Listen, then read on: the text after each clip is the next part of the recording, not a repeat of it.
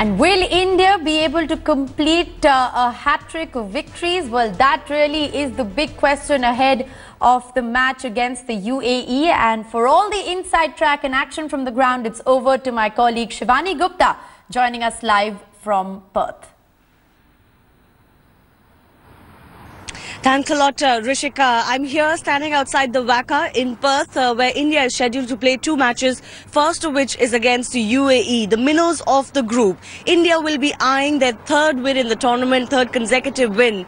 And they were dealt a setback before this match when Mohammad Shami, the pick of the Indian bowlers, was ruled out. But Bhuvneshwar Kumar is set to take his place in the playing 11. And it remains to be seen if India makes any other changes to their playing 11 from the first two matches against the South Africans and Pakistan, which they won very, very comprehensively. Before we get you expert reactions on just what the former captains feel about this match against the UAE, take a look at this preview for this match. After two tough outings, Team India prepares to take on the minnows UAE at Perth. And going by form and momentum from the two-match, 2 points is almost certain for the men in blue. The legends of the game don't see any point in making too many changes to a winning combination. Don't try and introduce something new now. You know, this has worked. So sometimes we have this tendency that if something is going right, break that so that you can start thinking again. Why to break it first of all? Don't break that, just stick to that. However, the Indian team has made one change to the squad. Team India is set to rest paceman Mohammad Shami, and he could be replaced by Bhuvneshwar Kumar. This is the third time that the Indian team will face the UAE in a one-day match.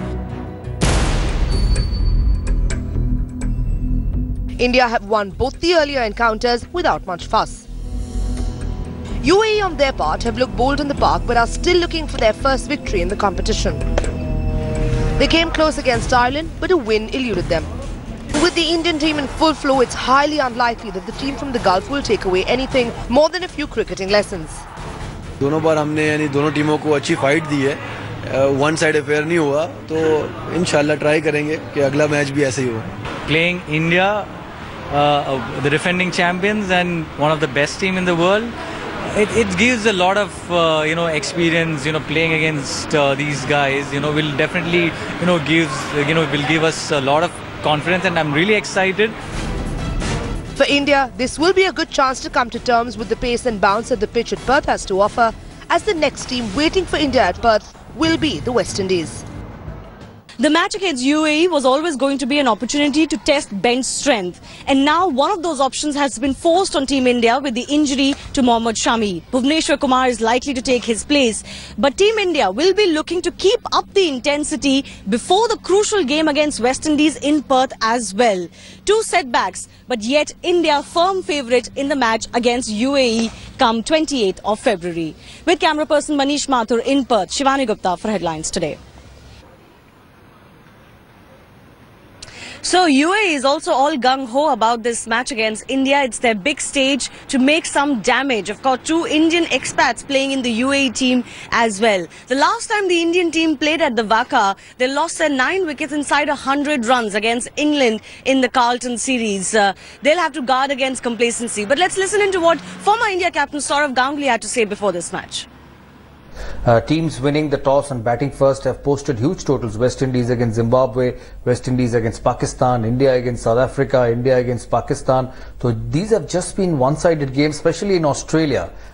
In New Zealand, it's a bit different because their early starts in New Zealand, England got all out early in spite of batting first. So it's a bit different in England, in New Zealand. But when it comes to Australia in those day-night games, I think toss is a big factor, and this is one area India will have to be really up and ready about, because there are going to be times in big games when they lose the toss. India have played outstandingly in those two matches, but they have batted first and put the pressure on the opposition with runs on the board. So this is one area India will have to be careful. Maybe in the future matches, I don't think it's going to be that much of a problem in this game against UAE, because India is a lot better side than UAE. All right, India have batted extremely well, as Saurav said there, and one of those key batsmen for India has been Virat Kohli. Now, he's extremely popular all over the world, not just in India. And I caught up with a few Aussie kids, young kids at the Waka who turned up at the Indian practice yesterday just to catch a glimpse of Virat Kohli. And Virat Kohli obliged by not just coming across the nets to meet them at the boundary, but also clicking some selfies and giving them autographs. Take a look. A day before the match against UAE here in Perth at the Waka, Virat Kohli was the flavour for the local fans. Some of the kids here got a closer glimpse at Virat Kohli, who came through the net session, met them at these bars here and even gave them autographs. You got a selfie with Virat. That's a big thing, isn't it? Yeah. Just phenomenal to meet a test batsman that's made 4 centuries in a row. It's just phenomenal. You're a big fan of Virat as well? Yeah, I mean, like, a good thing about him, he's really consistent at the moment. He's in a really good patch of form at the moment. I mean, and meeting a star batsman like him, from a guy from all the way over across the other side of the world, phenomenal. All right, so do you think India is a big favourite for the World Cup? Yes, easily. I reckon they might beat Australia in the final. That's my prediction. So an Aussie fan here saying that India would beat Australia in the final at Melbourne. Nothing better than that. Who got their handshake with Virat? You did? Yes. How's that? I'm never washing this hand again. Never washing it again. Never washing. Keep the dirt safe somewhere in some bag. There's no doubt that Virat Kohli is one of the most popular Indian fans all across the world. Young blood, extremely fashionable, millions of followers on Twitter and Facebook. And here in Australia, he's going to be the one batsman that fans are going to watch in the matches against UAE and West Indies. With camera person Manish Mathur here in Perth, Shivani Gupta for Headlines Today. All right, now one man who knows the Waka surface like the back of his hand is Brad Hogg, who's played all of his cricket for Western Australia. In fact, won the Big Bash final in 2014 for the Perth Scorchers. I caught up with Brad Hogg earlier in the run-up to the match against UAE. He's very impressed with India's turn of fortunes after the dismal performance in the bilateral series against England, against Australia, and even the tri-series against Australia and England. He feels India will not miss Mohammad Shami too much for this match and is the favourite both against UAE and West Indies. Listen in. What do you feel about this Indian team? After the first 2 matches, do you think this team can defend its title? Now I do. I was a little bit worried when they came over and they didn't win a game on Australian soil before this particular tournament, but they've really shown what they can do against South Africa the other night. They really took them to pieces, and it just showed that they switched on. They've readjusted their plans for Australian conditions, and the thing that's really impressed me most is their fielding. Indian teams that have come out over the last 20-odd years, their fielding hasn't been up to scratch, and it's probably let them down. So if you want to win this tournament, fielding's most important, especially on our bigger grounds. And 2 run-outs of de Villiers and Miller, that really changed the momentum. What do you think is the key for India if they have to go long in this tournament? Well, they're going to rely on their top order, their top 6 batsmen. You've got Dhoni coming in out 6, a fantastic player, but then you've got Jadeja and Ashwin coming in out 7 and 8 at the present moment in the last couple of games. So their batting depth is probably not as deep as I'd like, and that's where I'll probably favour Australia with their batting depth, and they've got quality bowlers to cover that. Tell us what will be key here for India against UAE and West Indies, and what role spin might play. Look, everyone says spin isn't that great against the Waka, but if you get the ball in the right areas as a spinner, batsman, it hits the bat higher up. It hits the bat higher up, so it really puts the pressure back on the batsman. It's not like playing on low wickets, but also their pace attack, they've got to get the right line of length. They bowled 2 short last time they were here, just recently in that Australian series, so they've got to adapt, and they're lucky they've got the UAE before the West Indies, because they're able to sort that out. If they don't get it right against the UAE, they can still work on it and get it right for the West Indies. But they've lost Mohammad Shami for this game against UAE. Perhaps better that he's out of selection for UAE and not West Indies. Hopefully he'll come back then. How big of a blow do you think that is? Because he was the pick of our bowlers in the first 2 matches. I don't think it's a big blow. It's an opportunity to rest one of your main pace bowlers and give someone else an opportunity. I don't think UAE are really going to trouble India out the Waka. I think they're going to get enough runs, and I think they've got good enough bowlers to counteract the UAE's batting. So I think it's just a good time for India India just to try someone else, give them a go and just give them a feel for this World Cup competition. Well, it has been a common sentiment that India,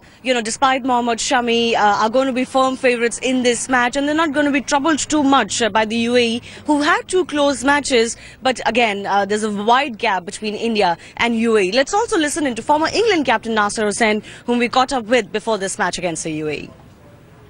Yeah, I don't see India as a complacent side, to be honest. Not in a World Cup, not in an ICC event. I think they'll be fully switched on. I mean, what they need to focus in on is just areas that they might need to improve on, so that when they get through to a quarter-final, semi-final, final maybe, where do they need to improve, what areas they need to improve. Maybe just a bit of batting at the death. You saw today how AB de Villiers can be so dangerous and destructive at the end, and it'd be nice for Dhoni and Raina and Jadeja, the Chennai boys down that latter end of the order, to have some time smashing it around tomorrow. So things like that, the death bowling. I don't think Mohammad Shami is a major concern. Better to have these injuries and niggles now in a group stage game than in a big quarter-final or semi-final. All right, let's shift focus from the India-UAE match for a bit and turn to Australia versus New Zealand, another of those big rivalries in the World Cup after India and Pakistan. And Australia have been brought down to their knees, batting first against New Zealand in Auckland, and this hasn't turned out to be very good for them. Michael Clarke's return match, they've been reduced to 135 for 9 now, inside 30 overs. The last wicket is still holding on for a few runs and perhaps providing some late resistance, but overall it has been a disappointing turn of events. Michael Clarke was out for just 12 in his return match. No contributions really from the top order, apart from David Warner and Shane Watson getting into double digits. But overall, Australia would be extremely disappointed with this performance, because remember, they'd won one of their matches, the other one was washed out. They hadn't played cricket in a long time in the World Cup, and this match was extremely crucial for them, not just to decide who tops the group, but also, get some momentum under their belt, announce their title credentials. New Zealand, of course, on the other hand, extremely unbeatable at home. They've been on a rampage, winning their first 3 matches in absolutely no time, and very, very convincingly. And if they beat Australia, safe to say that they would establish themselves as the team to beat above everyone else, above Australia, above India, to win this World Cup title.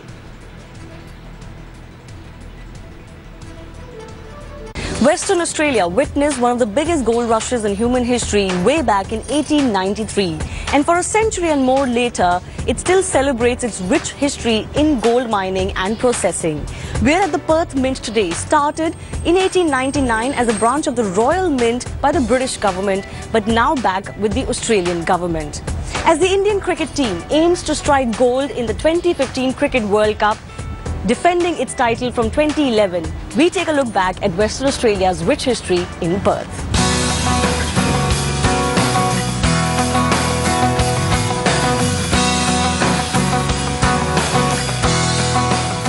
The crown jewel of the Perth Mint, of course, is the 1-ton pure gold coin. This was minted in 2012 and it's actually a legal tender.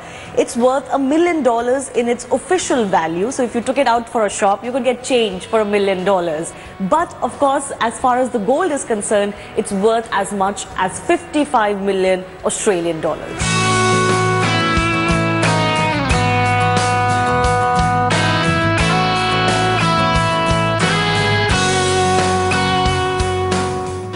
Today we function in 2 roles. So we are the main gold refiner for Australia. All the gold's mined in Australia, approximately 280 tonnes last year, is processed at our refinery facility near the Perth International Airport.